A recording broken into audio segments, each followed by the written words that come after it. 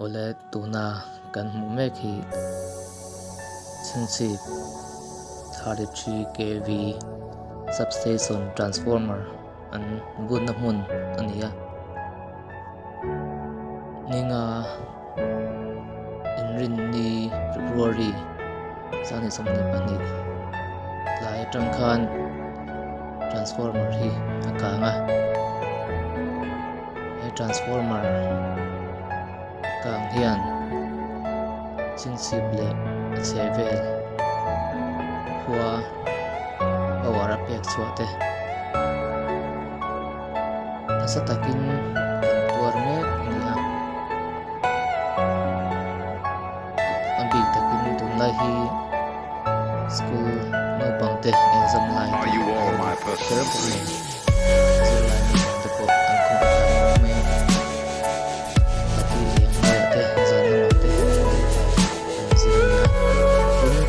online exam te bok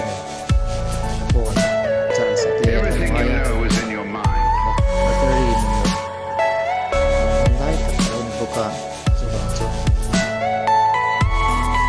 transformer che hi tuar le ani transformer hi chiat ve le join bc te le pne athok tu ten nasadakin sem thatmin man la hala chuan mla bel to mla malak na tile join bc le pne department lampang te nen thohom na thatak nain rang theyang berin ai boklam mi transformer thar zula chuan transformer hi ran thei mai Are you all my kan personal laiin nasibna kan tawlo tak nia oil value alo that to vangin fin te alo ngai le ania chu bang chuan thun karen kan nei to lo ma hian oil filter alo ngai le ania yen hi lama te sudanin kar khatemu thum ni vel tal chu alvera karen hi tum huna ong turin an soil ania yang pon isila karen kan ziate kan ria e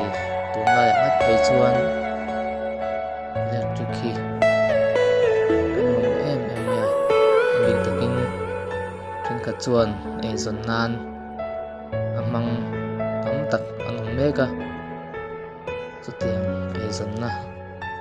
amang tan pe chuan ani zon na konga na sadakin ani mek bokani chuwang chuan electric current eng tha tak kan nei lewat thei e kan be sei tak mek mewa an roi tu te po